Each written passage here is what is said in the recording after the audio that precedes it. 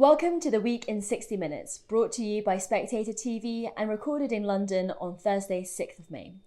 I'm Cindy Yu, the Spectator's broadcast editor, standing in for Andrew Neil. On the show today, I'll be speaking to Niall Ferguson, not the Imperial College epidemiologist, but a historian who coined the term chimerica.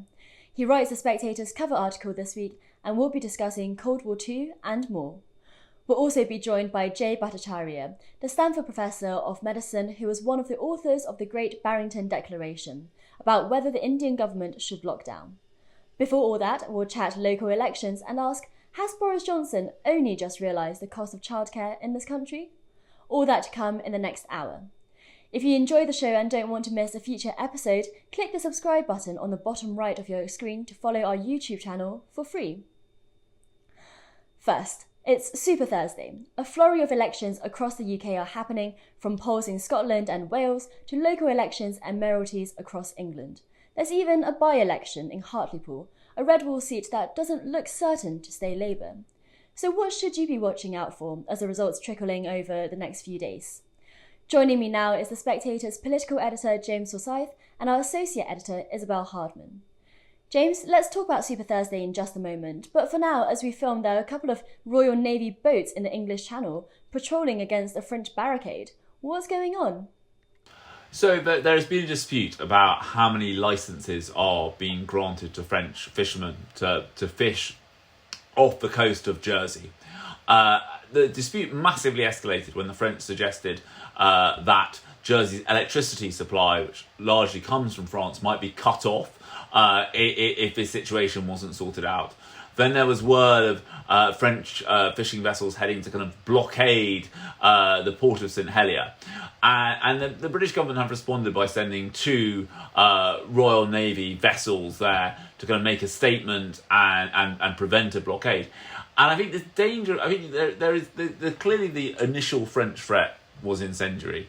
I think Boris Johnson was talking in his Downing Street statement last night about the need to calm the situation down while sending two Royal Navy vessels, which might be slightly contradictory. But on a more serious level, there is a problem here, which is that these post-Brexit disputes between the UK and the EU escalate very quickly. And this isn't a healthy state for this relationship to be in. I thought there was kind of an irony, but last night you had a long and detailed G7 communique issued, which was meant to be part of the free world beginning to push back on Russia and China. And then the two largest military powers in Europe are both sending vessels from their own navy to the Channel in relation to a fishing dispute. This is not sensible.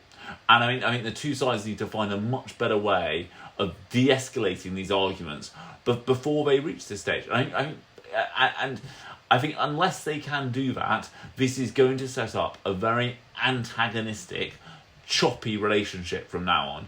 And it's really hard to imagine that this won't at some point bleed over into into foreign and defence policy cooperation. You know, the UK and French navies are meant to cooperate very closely. They are now, facing off against each other in the Channel. Now, I don't think anyone is expecting this situation to result in kind of any kind of action of that sort, but it is still not healthy for the UK-EU relationship to get to kind of battle stations quite so quickly whenever a relatively minor dispute, and this is a very minor dispute, occurs. Yes, absolutely.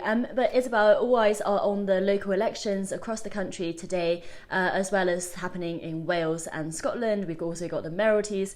What are the places that we should be watching out for?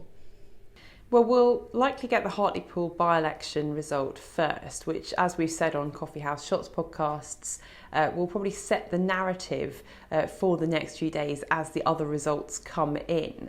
The other contests to really keep an eye on are the West Midlands mayoral contest, where there's not just a row about who thinks they're going to win. You've got Liam Byrne, who's briefing very stridently that he is going to win, despite polls suggesting otherwise. But you've also got frustration within the Labour Party towards Liam Byrne for being quite so strident ahead of the polls, because it then makes the West Midlands contest a bit like Hartlepool, in the sense that if Labour loses that, then it becomes a problem for Keir Starmer as well. So those around the Labour leader are basically saying, thanks Liam for that, you could have just stayed a bit quieter, or seemed a little bit more humble in the run up to this result.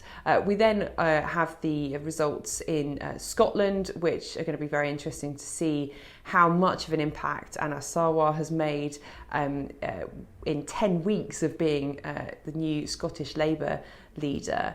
And we've had, if you look at the visits that Boris Johnson and Keir Starmer made yesterday in the final hours of campaigning, Keir Starmer was in Pontefract, he was in the West Midlands, and he was also in the west of England on the mayoral campaign trail there as well. So those are clearly areas that they're concerned about. And similarly, Boris Johnson was supporting Andy Street, the Tory candidate, to be re-elected as West Midlands mayor. James, how are the Tories feeling about all of these elections, and in particular in Hartlepool? I think the problem for the Tories is that their expectations management has gone rather awry, to put it mildly. There is now kind of assumption in Westminster that the Tories will win Hartlepool, the West Midlands mayoralty and Teesside. Now, if the Tories do win Hartlepool, I think it will create problems for Labour. It will suggest that that Keir Starmer hasn't managed to stop the bleeding in the Red Wall. But I think that from where we are now, even if Labour were to win Hartlepool on the kind of third recount by 10 votes, I think Keir Starmer will be up there first thing tomorrow morning proclaiming a historic victory and saying the Labour fight back starts here. So I think there is an expectations management problem for the Tories. My expectation is that the incumbent party in England, Scotland and Wales, so in England that's the Tories, in Scotland that's the SNP, and in Wales it's the Labour Party, will all do fairly well because they have answers to voters on what have they done for you lately. They'll point to the furlough scheme and the vaccine rollout, and I think we are still seeing that in this crisis, voters are tending to give the government, the incumbent, whether they be the Westminster government or the devolved governments in Scotland and Wales, the benefit of the doubt. Isabel, obviously we're filming at a time where the results are not out yet, but as you alluded to, if Keir Starmer loses Hartlepool, he could have a problem on his hands. How big of a problem do you think that would be? Because clearly, if Keir Starmer loses a Red Wall seat, the narrative is no longer that Jeremy Corbyn was the problem. Yeah, so I don't think you're going to see a leadership challenge, but what I think you are going to see, or at least hear, is a lot of complaining, not just from the left of the Labour Party, who would obviously seize on this as a sign that the Starmer project to rescue the Labour Party from the Corbynites is not working, but also from those who have wanted Keir Starmer to do well and have seen him as a potential saviour of the party after its very torrid past 5 or 6 years. I think you'll see party grandees giving those sort of coded interviews that you see after an embarrassing result for a party, where they don't lay into the Labour leader, but they start to say, and I think, the great thing about Keir is he really can turn up the volume, or something like that, where they're basically setting out what he needs to do in their view to improve matters and to stop the party from continuing to bleed Red Wall votes. One thing I've picked up that's really interesting from those around the by-election campaign and around Starmer is they've been quite keen to emphasise that voters aren't as angry this time round on the doorstep as they have been in the past 3 elections.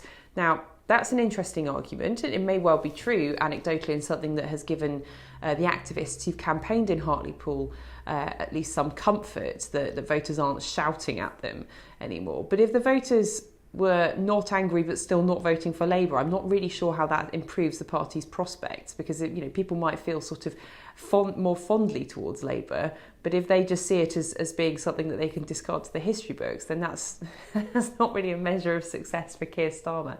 So you will see a lot of pressure for him to move on, I think, from what a lot of his anxious friends in the Labour Party see as being a bit of bandwagon jumping, but also a caution around certain things. There's a mix of frustration that he can be knocked around by rows on Twitter and shadow cabinet members who come to him saying people are getting very cross about this thing on Twitter, therefore we have to take a position. And I'm thinking particularly of the measures on protests that the government is currently legislating for, that Keir Starmer has now decided to oppose the entire bill containing that, which has got tougher sentences for criminals committing a range of offences. And there's a lot of people on Labour's front bench who are saying, well, how on earth did we end up in this position where we're appearing to not want to be tough on crime? But also, I think you'll also see people saying, well, but he's also at the same time as jumping on bandwagons, he's incredibly cautious and he doesn't make the big calls when he needs to. He waits until it's inevitable that something's going to be announced, almost to the point that actually journalists have had the operational note saying it's going to happen, and then he calls for it, saying the government really needs to go for this, knowing full well that the government is going to go for it, and they want him to be a little bit more fleet of foot. Now, one place that Labour may do quite well in is Wales with Mark Drakeford. But James, that's looking pretty tight, isn't it? Yeah, the Tories did very well in Wales in the 2019 general election. But, I mean, the polls at the moment seem to suggest that Labour will remain as the largest party in Wales, even if short of a majority. And I think you see there, that again, I think Labour in Wales are benefiting from the vaccination rollout. I think Wales is further ahead on the vaccination programme than any other part of the UK. But I think the challenge for Labour is going to be working out. I think is actually not overreacting to these results. I think the danger is that the left of the Labour Party, who feel, and they have a point on this, that Keir Starmer kind of campaigned for Labour leader, almost offering a kind of Corbynite policy prospectus, but just without Jeremy Corbyn and his own personal baggage.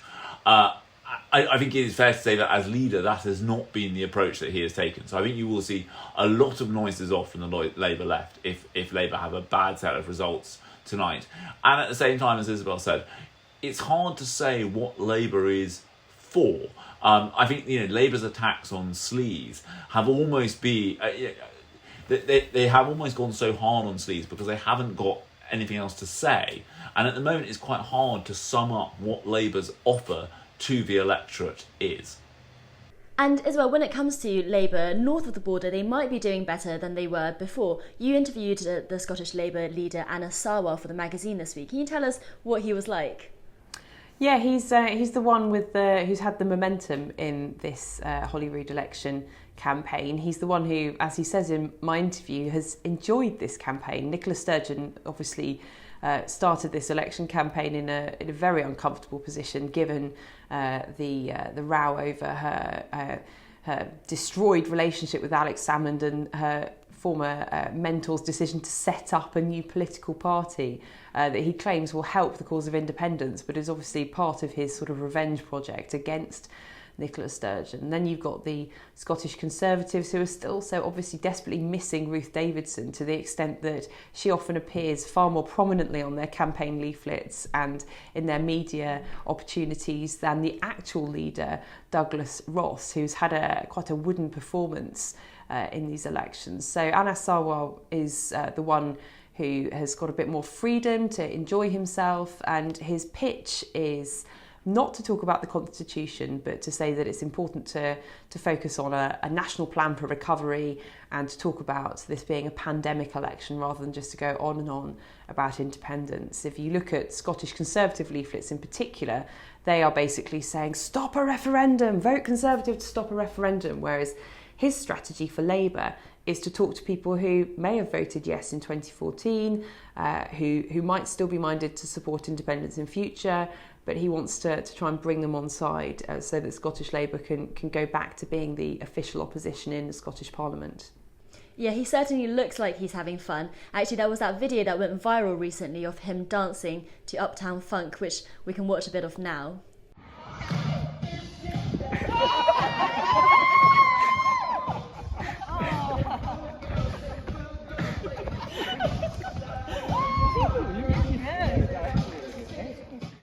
And Isabel, you mentioned that Douglas Ross was a bit wooden, and actually I did cringe a little bit when I saw his response to popular culture references. Here's Douglas Ross.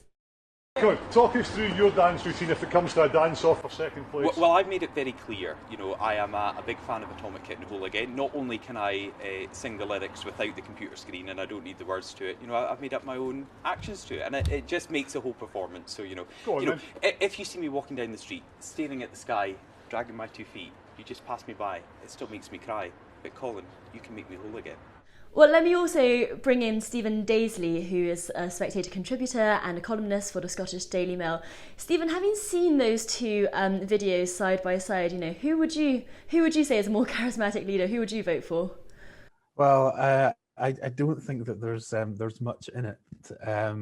As insofar as I think, as Isabel has just said, Anna Sarwar has had a campaign that he's clearly enjoyed. In fact, it reminds me of the campaign that Ruth Davidson had in 2015 for the general election, where her way of thinking was that, there's no way that the Scottish Conservatives are going to do well in the 2015 general election, so I'll spend this election, going out, having fun, drumming up media interest, and I can then build on that for future elections, which she then did to quite some success. And Anna Sarwar seems to be doing something very similar.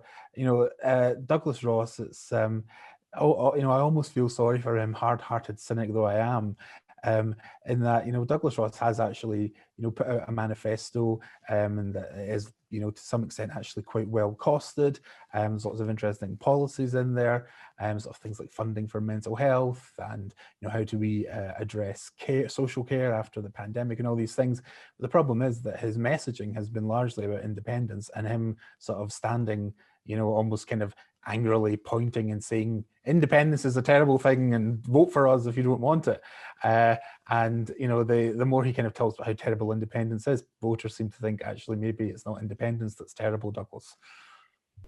I mean, Stephen, on Anna Sarwar's campaign, I found a blog that you wrote for Coffee House recently, very interesting, talking about, this is not a constitutional election way of talking about things. But you were saying that he's actually playing that card a bit too soon, that he should be waiting a few more years before he said, guys, let's not talk about the referendum now.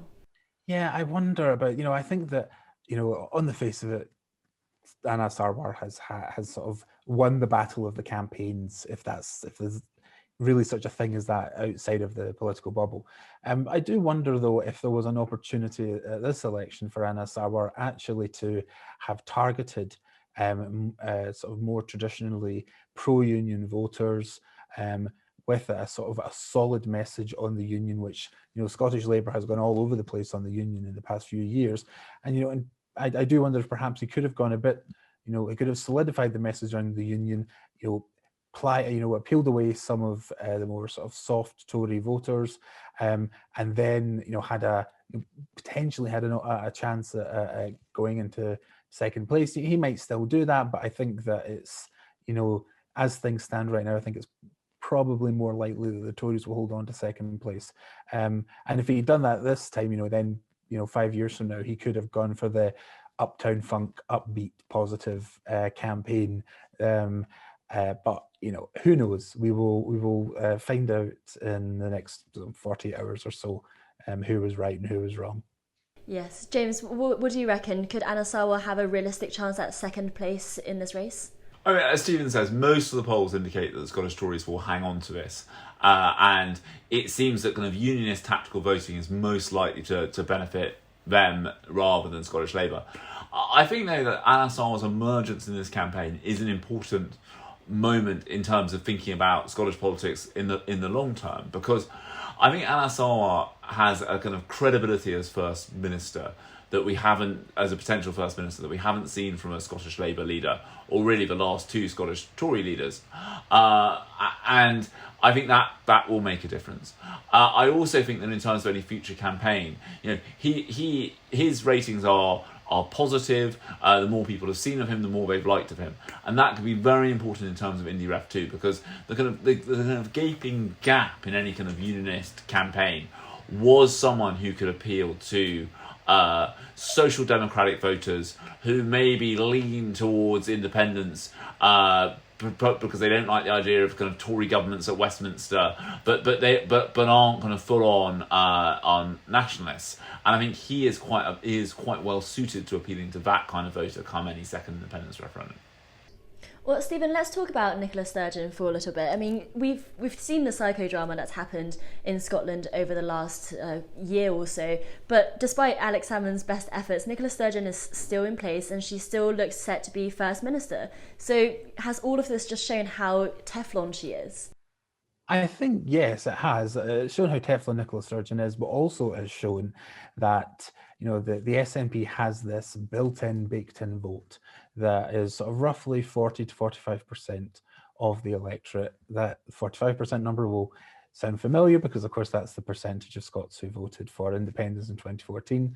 And the SNP's message is essentially, stick with us, and that will be the surest way to get independence. It's sort of reminiscent of the old Liberal slogan in the 70s, one last heave, and Nicola Sturgeon's sort of gradualist approach echoes that in some ways.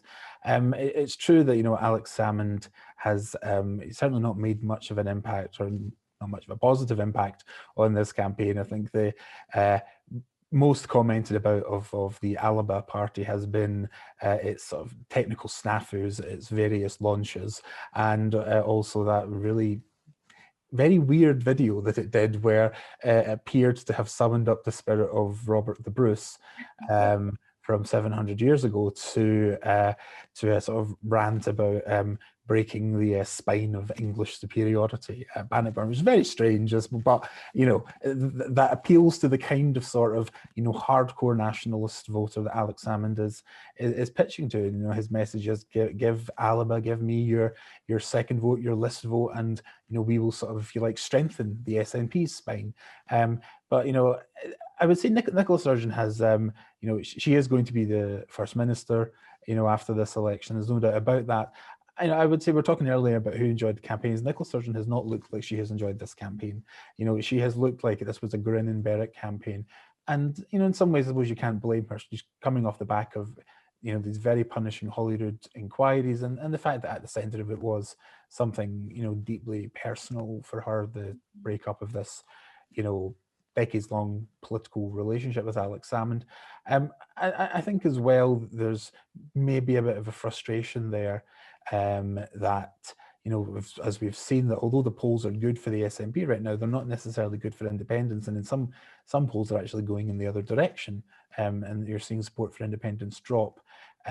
So Nicola Sturgeon, could be in the position where she wins this election, even wins an outright majority at Holyrood, but at the same time that polls turn against Scottish independence, which is, sod's law writ large. Stephen, looking ahead, has Nicola Sturgeon boxed herself in a little bit when it comes to a second referendum? Because she's ruled out a wildcat referendum, an illegal one that Westminster does not sanction. But at the same time, she's pledged to get a referendum within 2.5 years of her being re-elected. I mean, Nicola Sturgeon has set herself a very, very difficult task, and now Nicola Sturgeon has completed many, many difficult tasks. Remember, this is the woman who was responsible for that famous 2015 SNP landslide that wiped out all but wiped out the Scottish Labour Party. She had a setback in 2017 and then roared right back in 2019. So she's incredibly capable politician, but the sort of high bar she has to reach now on a second referendum is possibly too high even for her. She has an activist base and also backbenchers who are really impatient for a second referendum. Her argument in this campaign is that Westminster can't silence Scotland's voice. Okay, that's fair enough, but if you then do get this majority, which Nicola Sturgeon claims is a mandate for a second referendum, then eventually you're going to have to demand that referendum, and at some point, ideally, deliver that referendum. And the problem is, if Westminster says no, and that seems to be what Boris Johnson is minded to do just now, it is one of those, you and whose army sort of questions. Potentially, it has been hinted that the Scottish government could, sort of go ahead with a referendum bill and allow this to be tested in the courts. Problem with that is, first of all, it looks a bit ambulance chasing that you're suing your way, or you're sort of being sued out of going for independence. Also, what happens if the court say no, the Constitution is reserved to Westminster, and then Nicola Sturgeon is left with a majority at Holyrood, a very unhappy base and potentially parliamentary party, and no feasible way of achieving a referendum that she really has to achieve to keep her coalition together. James Forsyth, Isabel Hardman and Stephen Daisley, thank you for joining Spectator TV. Now, the Prime Minister has been dogged by stories surrounding his flat renovations in the run-up to these elections, but it might not be the only thing that Boris Johnson has tried to get Tory donors to pay for. Number 10 is refusing to deny reports that the Prime Minister approached a donor to pay for baby Wilfred's childcare. In this week's magazine, journalist Isabel Oakeshott lays out the costs of childcare in the UK these days and asks, has the Prime Minister only just realised how expensive it is? She joins the programme now. Isabel Oakeshott, welcome to Spectator TV. Now, you've been doing some back-of-the-envelope calculations. Tell us about those. Well, this is an exercise I'd completely avoided doing for all these years, mainly because I just didn't really want to know what the total amount that I had spent on childcare has been. My oldest child is now nearly 14, my youngest is 8, and so obviously I've had a very long period of paying for childcare full time. I've worked all the way through. And when I read that Boris apparently has been struggling a little bit with the extra cost of finding childcare for his baby Wilfred, I kind of thought, actually, you know what, it really is. I have some sympathy here. It really is a big hit. Although Boris, being the father of 6 children that we know of, you would have thought by now this wouldn't have come as a surprise to him.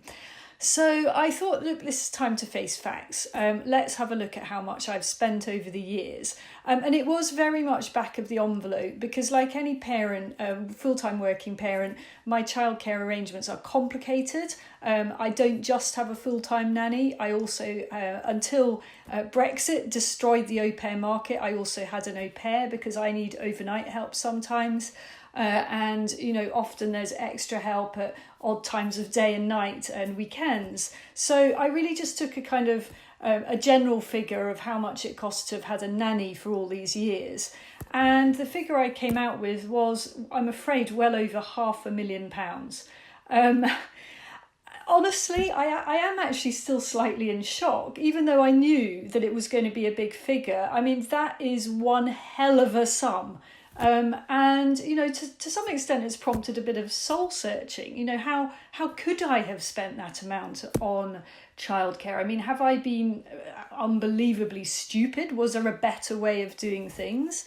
And, you know, many people hearing that figure will think, my goodness, she must have had no time at all with her children.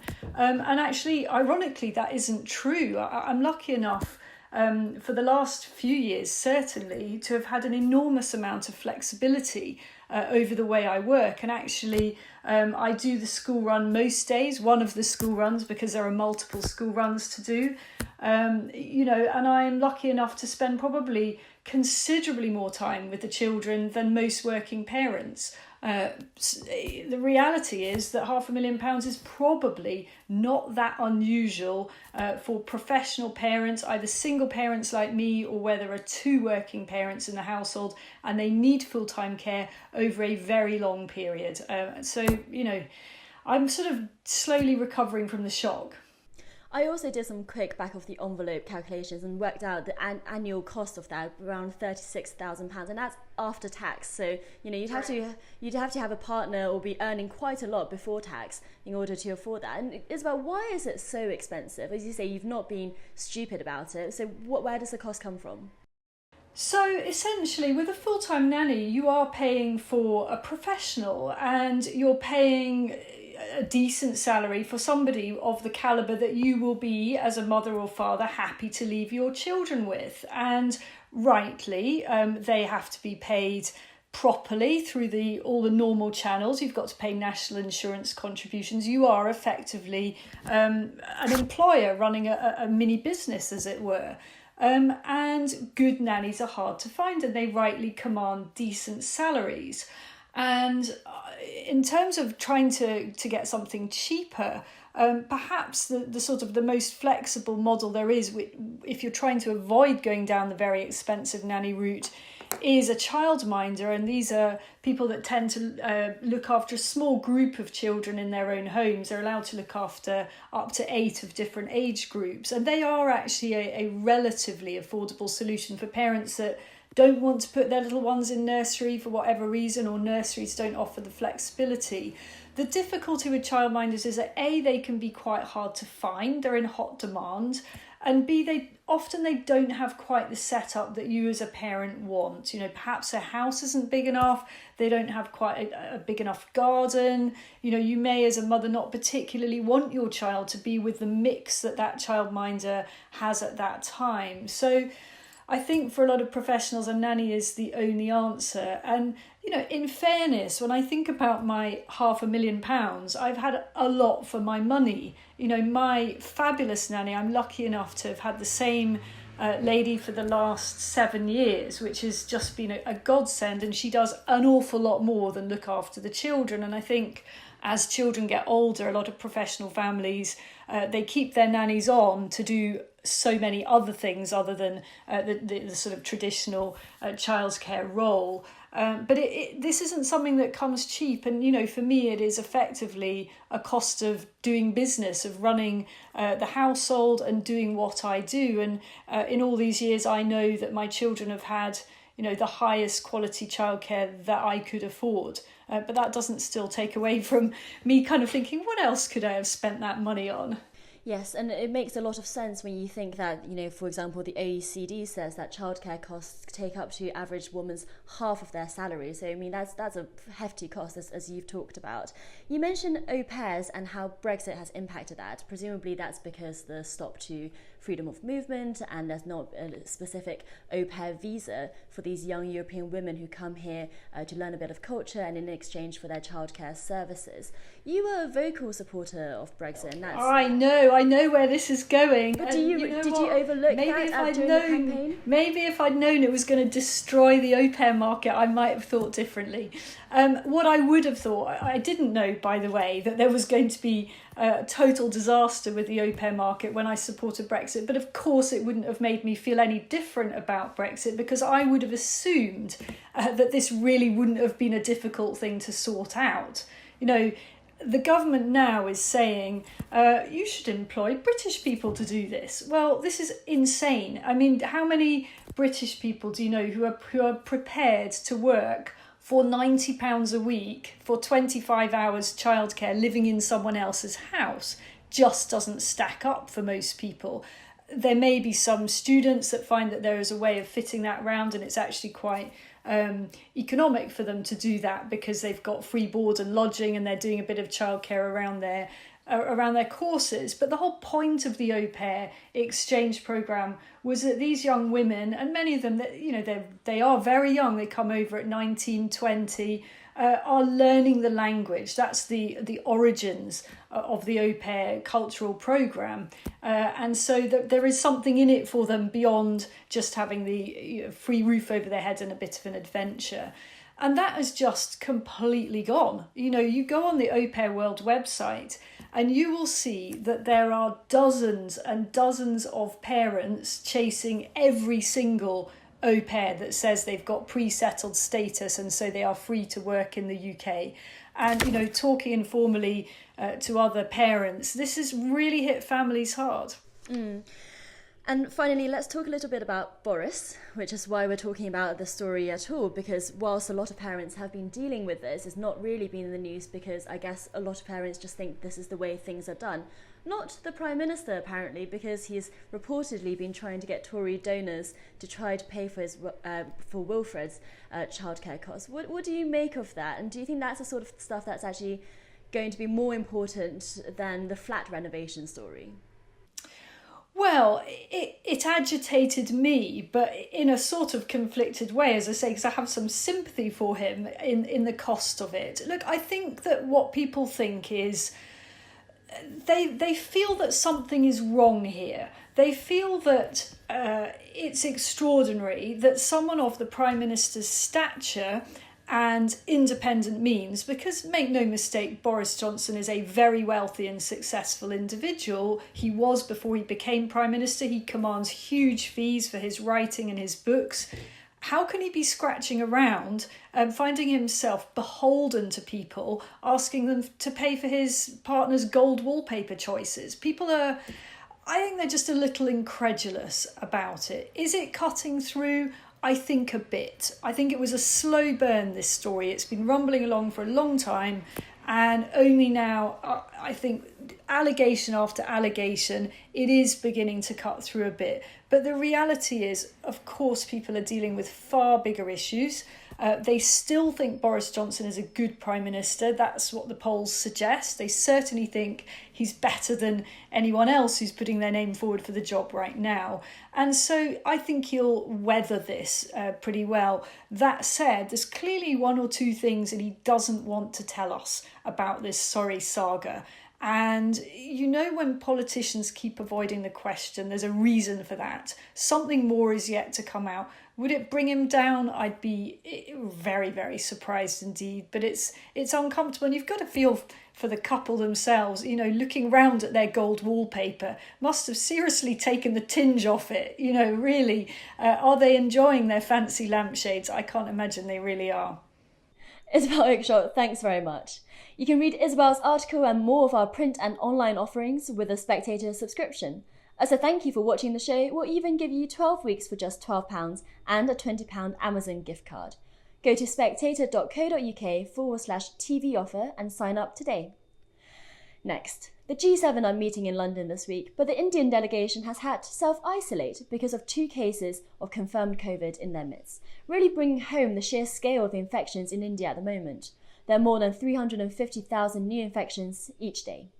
The opposition in the country is calling for another national lockdown, but so far the government is resisting. In this week's issue of The Spectator, Stanford Professor Jay Bhattacharya, you might remember having heard his name from the Great Barrington Declaration, explains just why the government is so reluctant to put the country into another lockdown. Jay, welcome to Spectator TV. So tell us, why is the Modi government so reluctant to impose another national lockdown? The lockdown was tried in India, a draconian, sharp lockdown imposed just sort of with almost no notice in the early days of the epidemic last year, and it had absolutely devastating consequences. Migrant workers, for instance, who work in cities were forced to walk, in some cases, hundreds, thousand miles to go home. Almost 900 died en route. Some people have called it like the India's Trail of Tears. In some ways, it's the biggest forced migration within India since the 1947 partition. And it was absolutely devastating. And if you have to ask also, in addition to all these harms from the immediate impositional lockdown, there are also longer term harms. Many programs that are vital to the health of Indians and actually the people around the world. Programs like treating tuberculosis patients, you know, that takes a year of constant application of antibiotics. Vaccination programs, basic vaccination programs for childhood diseases, a whole host of other health priorities were basically thrown out the window for the Indian lockdown. And with great harm to the health of the Indian population, enormous death. One UN report estimated that last year in India and South Asia at large, more than 200,000 children had died as a consequence of the nutritional deprivation and medical deprivation of the lockdown. The lockdown means something very different in the West than it does in the United States, than it does in India. And I think if you look at what happened with the first lockdown, I think that it's just an unimaginable thing to do, to have a sharp national lockdown in India again. And you know, I think when it comes to the different health questions like tuberculosis vaccines, you know, that's something that we have heard about here in the West. But what we haven't heard about much is these migrant workers. You know, can you talk a little bit about the structure of the Indian economy and what these migrant workers are doing, and why do they have to return to their villages on foot? Why was that a situation at all? I mean, it wasn't the lockdown was ordered with very, very short notice, and you know, the Indian economy, it is actually in some ways has grown much more sort of national in scope. There are people who work outside of their villages, but they find work in cities. They sell, you know, just for example, maybe you sell coconut water for a living, right? You buy the coconut water in the morning, you sell it. With the money you get, you buy your food for the day, and then you buy more coconut water that night that you sell the next morning, right? It's a cycle that you just repeat, and if it's broken, you go hungry that day. And the workers come there from their villages because that's where the opportunities are, into the cities. So when the lockdown was instituted, the government essentially said, go back to your home villages, quarantine your home villages. And that's why people were essentially had to go very, very far, with almost no provisions for many, many people. For the poorest, no provision of transportation. With predictable, with devastating effects, just heartbreaking. How much of it is the problem with how the government conducted lockdown? I mean, an Oxford University study found that India's lockdown last year was actually among the strictest in the world. Could there have been some kind of halfway house where they allowed the trains to still run, they had some health services going on, in the same way that the UK's second lockdown, for example, cancer services were not as pushed back as they were in the first lockdown? Is it a problem of how it was implemented rather than having a lockdown at all? I mean, I think the problem is that lockdown, I'm sort of well known for not thinking that they worked very well in the West. But I think in India, it really was hopeless to actually. So what is a lockdown? A lockdown is an attempt to end human interaction, or to pause human interaction, to make sure that people are apart from one another for an extended period of time, so that they don't spread COVID disease to one another. The problem with that is that in a nation like India, that is going to automatically have devastating consequences. And actually, the other side of it is, given the living arrangements of many, many, many, many poor Indians, it was destined to fail to stop the spread of COVID. In the first wave of COVID, there have been a whole sequence of seroprevalence studies. A seroprevalence study is a study that checks the presence of antibodies in the population at large. Antibodies that suggest that someone has already been infected with COVID.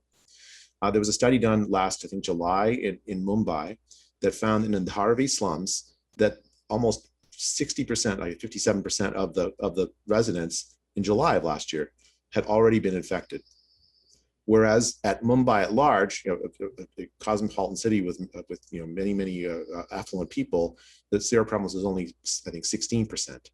There was an enormous gap between the rich and the poor in who was exposed in the first wave in India.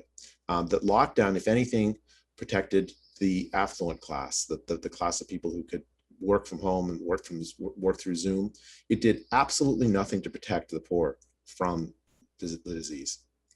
So at our current juncture then, if not lockdown, what do you think the Indian government should do? I mean, I think the Indian government actually, one of the great things it's done is it's secured vaccines at a level that many other countries haven't had. I mean, the US and UK, of course, were spoiled because we have had access to the vaccines almost for many months. Since January, the Indian government has vaccinated, I think, somewhere on the order of 10% of its population, which is an amazing achievement actually for a country of that size and that income level. India is the engine of vaccine production for COVID. Many of the vaccines that the West uses are actually made in India.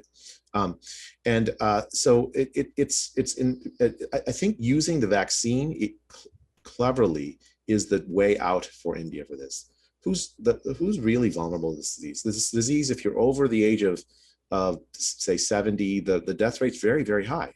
90. The survival rate is something like 95%. Not a 5% mortality rate or higher is very, very high infection fatality rate if you're over 70. If you're under 70, it's much lower, something like 0.05%, 99.95% survival, according to a whole sequence of studies.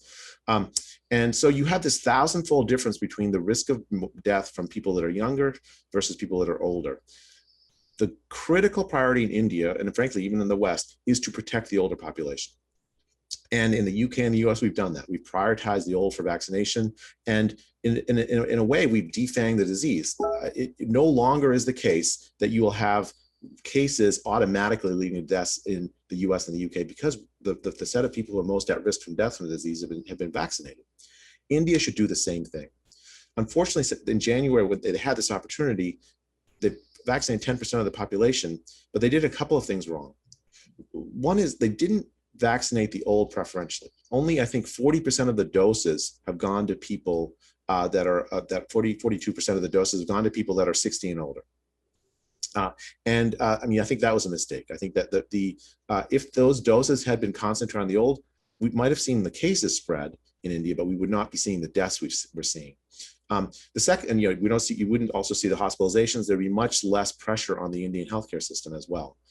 The other thing I think that they made a mistake on is, there are a large fraction of the population in India had already been exposed based on these earlier seroprevalence studies. They should have used that information to prioritize who gets the vaccine. If you are already been infected, you are very likely protected against reinfection, most likely even immune. The immunity that you get from natural infection is at least as good as the vaccine. Of course, it's worse that you had to go through COVID to get it, but it's still at least that's one good outcome. Well, given that's the case, the vaccine should be used on people who were not previously infected. You should save a lot of doses, prioritize the people who were not previously infected, completely unprotected, rather than giving the vaccine doses early on to people who were already protected from previous infection. Well, that all makes a lot of sense, but what about now? I mean, you mentioned in January they should have done this. Given that India is in the grasp of this infection wave now, shouldn't the government lock down for 2 weeks or so just to get ahead of things? Well, I mean, I don't know. I think it's possible that it's peaked already. I don't think the lockdown will help stop the spread of the disease. Didn't work last time. It very likely won't work this time. And it, as we talked about beginning, it had a huge amount of collateral damage. I think the right thing to do is is actually accelerate the vaccination campaign.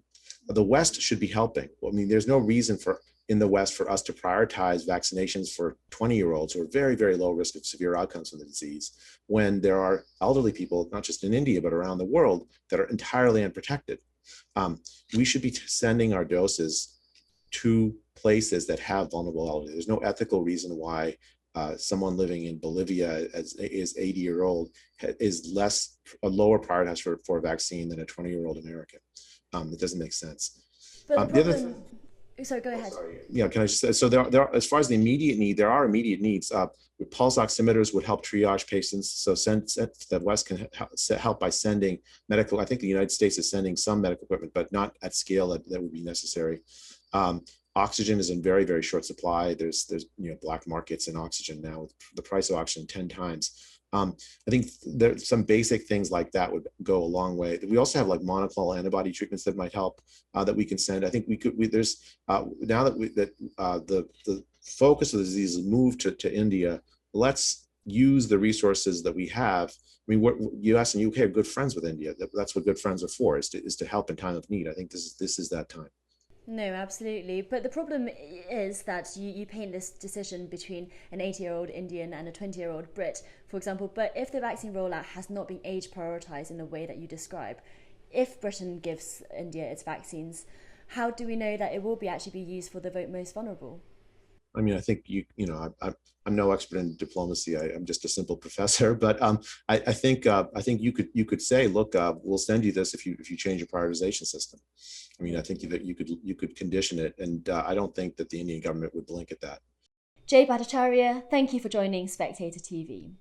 And remember that you can get full access to the Spectator's online and print articles with a subscription. Just go to spectator.co.uk/TV offer, and we'll even throw in a £20 Amazon voucher when you subscribe for just £1 a week. Finally, has the pandemic revealed the true nature of the West's relationship with China? The historian Niall Ferguson argues in this week's cover article that while the perception of China is worse than it has been in many recent decades, the West also seems to be taking from the Beijing playbook. It's one of the ideas that he explores in his new book, Doom, the Politics of Catastrophe.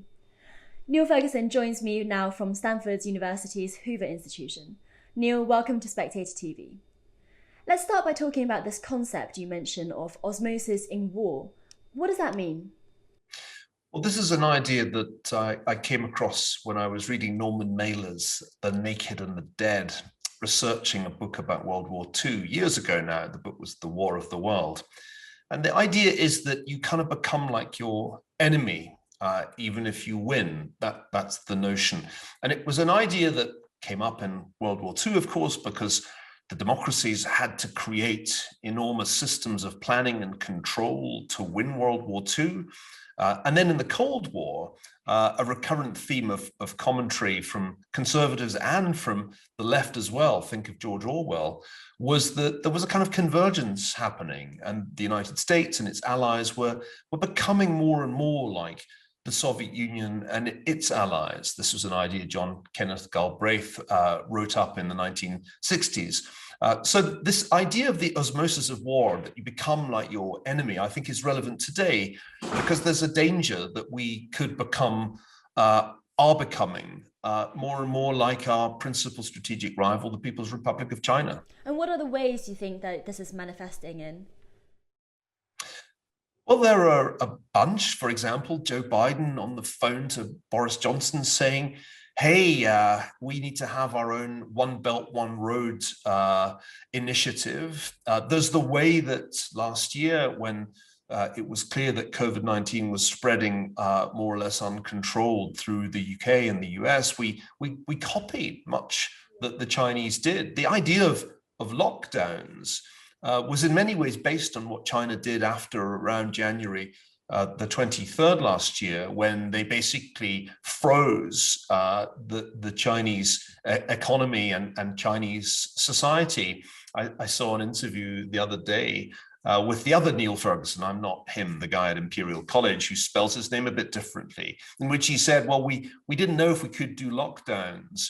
And then the Chinese showed us that it could happen. And then we discovered we could do it even though we're not a communist state. So that's another example. And I could go on. I think central bank digital currency is a good example. The Chinese have pioneered this idea, and suddenly everybody's saying, where's the Fed's central bank digital currency? Where's the Bank of England? And the Bank of England has set up a task force to explore this idea. So across the board, I think we're seeing the osmosis of Cold War in Cold War II. And what's particularly fascinating about that Niall Ferguson's interviews, he said, we realised we could get away with it. And I remember writing a piece in February last year about China's Wuhan lockdown, thinking this could never happen in the UK. But then, of course, it happened all across the West. When it comes to this security versus liberty tension, do you think that a lot of the West's leaning towards security in the last year, especially on COVID, is because of this sort of state of emergency that we've been in, this global pandemic scaring people into this? And so after the threat is over, maybe we'll be less like China in that way? Well, in Doom, I try to argue that it wasn't a straightforward choice between letting the virus rip and getting to herd immunity, as it were, naturally, and locking everything down. That was the wrong choice to think about. That there was a choice, it existed in January, which was to do what the Taiwanese did and the South Koreans did. They didn't lock down. In fact, Taiwan has never had a lockdown. What they did was to ramp up testing, because it was possible to test for the new virus very early on, once it had been genetically sequenced, at the same time to create a system of contact tracing, and then to be able to isolate or quarantine people who are suspected of being ill. They did that very quickly. And as a result, hardly anybody in Taiwan has died of COVID-19. I think the grand total is 11 to date, despite the fact that they're right next door to the People's Republic. So I think one obvious question for public health officials in the West is, why didn't you do that? Why did you sit around January, February, and into mid-March, really not doing very much at all? And then in mid-March, you read Niall Ferguson's report, panicked at the thought that there were going to be 2.2 million deaths in the US, 500,000 in the UK, and then you shut everything down in this very indiscriminate way that had lots of unintended consequences, the full scale of which I don't think we understand even today. So I think one has to realize that there were other options, but we decided, and I think it was a wrong decision, to copy the People's Republic of China rather than to copy the Republic of China, Taiwan. If we'd copied the Taiwanese playbook, we would have had, I'm absolutely sure, significantly less excess mortality and much, much less economic disruption. Now, you could say, contact tracing apps on our phones, that sounds like a terrible threat to civil liberties, but I can assure you it's a smaller threat than being under house arrest, as a great many of us were for a large part of of last year. I mean, if it's civil liberty to be shut in your own home under a shelter-in-place order, then as Ian Hislop once said, I'm a banana. Although Taiwan did shut down its borders pretty early on because it was suspicious of the People's Republic of China, I mean, do you think that's an acceptable trade-off to make? Throughout history, in times of plague, there have been restrictions on travel. And one of the stranger things about 2020 was how slow the US and the UK were to realize that. It was clearly not wrong for Donald Trump to argue back in January that there should be a travel ban, that there should be limits on passengers coming into the US from China. But he came up with the idea a couple of weeks too late for it really to make much impact. And of course, there were exceptions. So US citizens and green card holders were exempt. The same is true, by the way, today. Indians can't travel freely to the United States, but Indians with green cards can, and US citizens who've been in India can. And that isn't going to stop the Indian variant from arriving in the United States. So yeah, I mean, the Taiwanese response, which of course had its counterparts in Australia and New Zealand and other countries, was the right one. When there's a new pathogen running amok in a country, you should stop people coming from that country, regardless of what passport or visa they have. That's the kind of knowledge that they already had about plagues back in the Middle Ages. And let's talk about the Cold War. You mentioned in your book that Cold War II has already started, and you argue that China is the aggressor to this. From what I've been talking to people with in China, and whether it's academics or people, they actually think that it's the West who are itching to start a Cold War II. What do you say to those people? Well, as a visiting professor at Tsinghua, I have quite a few Chinese academic friends and friends in the world of Chinese policy. I've been struck by how readily they've accepted the Cold War II analogy. There's not a lot of pushback when you make this kind of argument. Of course, as in the first Cold War, the communist side always argues that it was the West that started it. But this is a pretty unconvincing argument, I think, when you look back on Xi Jinping's track record since he came to power in China, because really from that moment on, China's been far more explicit in its geopolitical and technological ambitions. And as I try and show in the book, discussions within the Chinese intelligentsia are really quite explicit about the objective of displacing the United States as the dominant world empire with the People's Republic of China. When you think about the way in which China has increased its national security expenditures, its capabilities, its militarization of the South China Sea, its increasing assertiveness towards other Asian countries. Think of the way it's been beating up on Australia recently. It's kind of hard to claim that Cold War II started in Washington as opposed to Beijing. And I think we're rather in the US in the same situation that we were in at the beginning of Cold War I. And in the 1940s, when George Orwell and Winston Churchill said, we're in a Cold War, most Americans were very slow to accept that. There was a sort of denial that persisted almost until the outbreak of the Korean War in 1950. And I think we're still at that stage now in Cold War II. A lot of intellectuals at Stanford or Harvard would say, no, this isn't Cold War II. That's the wrong analogy. We should be striving for co-opetition with China, which is a hideous word. But I think this is the stage of denial that you typically find in the West at the beginning of a Cold War. Well, I guess part of their worries is probably that, in a Cold War, as we saw in the 60s, we had people on both sides kind of characterizing each other as these one-sided, one-dimensional players and actors. And in many ways, China is not quite like the USSR. It's not ideologically driven in the same way that the USSR was. It seems much more keen on lining its pockets wherever possible. So do you think that the Cold War mentality, the Cold War parallel has limitations in how to understand China as the new strategic threat? Well, I think it's true to say that in Cold War I, there was a great deal of caricaturing of the other side, but that wasn't by any means the worst thing about Cold War I. We also want to mention the nuclear brinkmanship and the proxy wars that cost enormous numbers of lives from Southeast Asia to to Central America and Sub-Saharan Africa. I think you can have a Cold War without those things, certainly without the nuclear brinkmanship and the proxy wars. But I think it's almost inevitable that in the way things are currently going, that the rhetoric on both sides is becoming more and more hostile, and attitudes towards the Chinese government are becoming more and more negative in the Western world. The Pew Group showed that with some remarkable survey data back in October. But my argument for Cold War II is not an argument against a happy and cordial relationship. I just don't think a happy and cordial relationship is possible with this Chinese government pursuing these strategic goals. The thing we're trying to avoid is hot war 3. I mean, we do not want the US and China to end up in a shooting war, whether it's over Taiwan or the South China Sea or some other issue. And the great point of Cold War I was to avoid World War III. It was to avoid a nuclear exchange between the United States and the Soviet Union, and it did that. It contained the Soviets' expansion pretty peacefully in the sense that there wasn't a head-to-head war over Europe. And I think that's really the point of Cold War. You'd rather have a Cold War than a hot war, and I think that's why Cold Wars happen, and why ultimately they're preferable to making a series of miscalculations, which I think we're still well capable of doing, that produce World War III. It's not difficult to imagine a major escalation happening over an issue like Taiwan.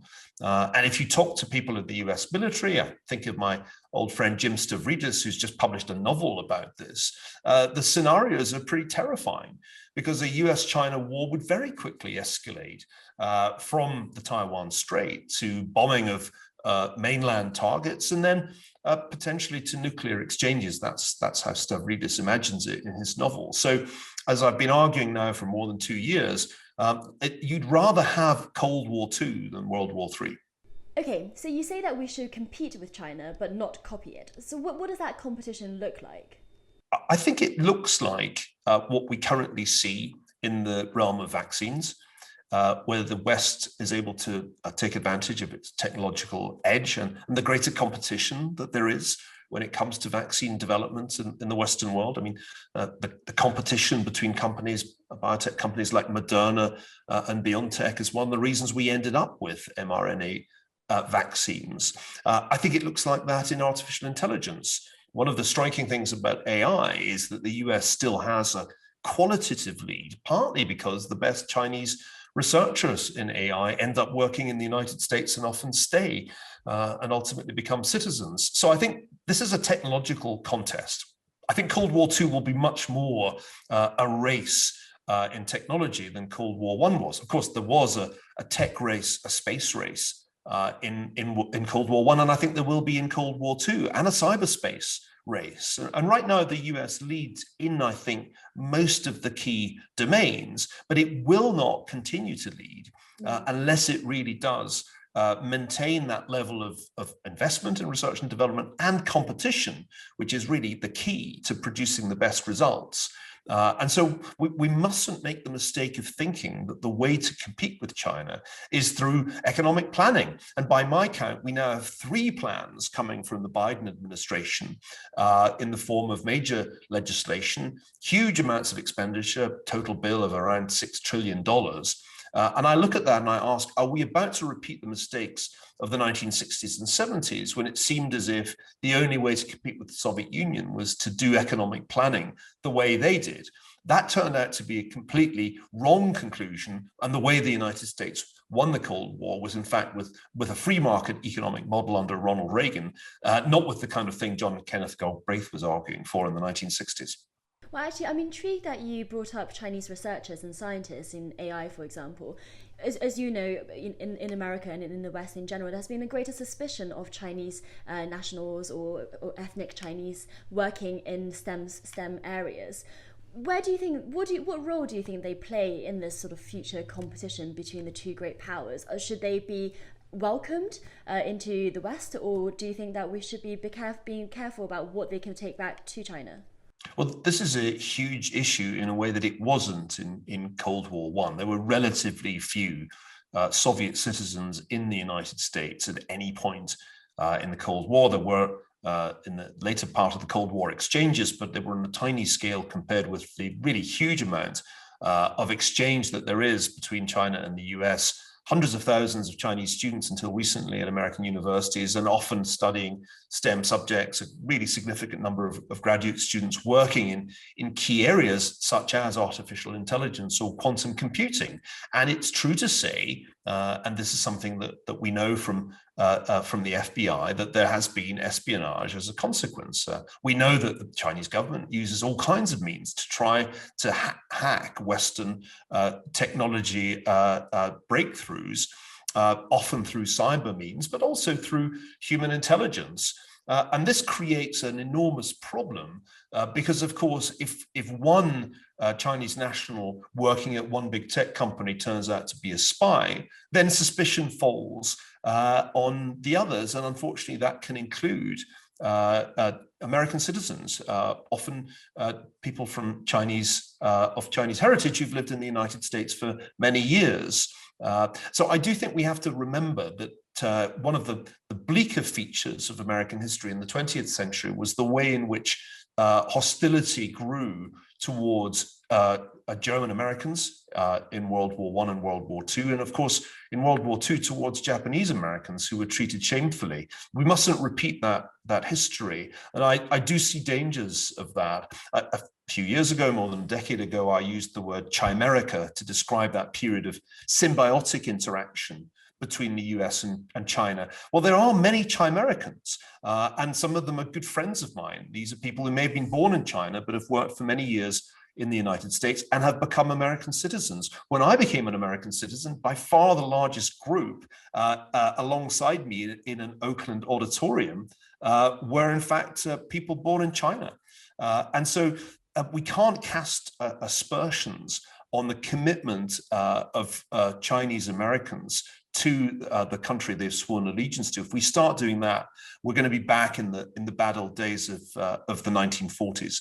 And I, of course, I'm very conscious that I'm talking to someone whose surname is Yu, and may be encountering in the UK some of the kind of anti-Asian prejudice that one reads about on both sides of the Atlantic. That can't be the way this plays out. It is the Chinese Communist Party that we are concerned to combat in Cold War II. We do not want the CCP to become more powerful in the world than it already is. That is quite different from expressing antagonism to people of Chinese ethnic origin. Niall Ferguson, thank you so much for joining Spectator TV, and you can read Niall Ferguson's new book, Doom, The Politics of Catastrophe, which is out now. If you enjoyed that conversation, you might also enjoy my podcast series, Chinese Whispers, where I look into Chinese politics, society, and its history. A link should be up on the screen now. And that's it for this week. Thanks to all of our guests. As ever, send any thoughts you have about the show to SpectatorTV at spectator.co.uk. And to make sure you never miss a future episode, click subscribe on the bottom right of the screen to follow our YouTube channel. See you next week.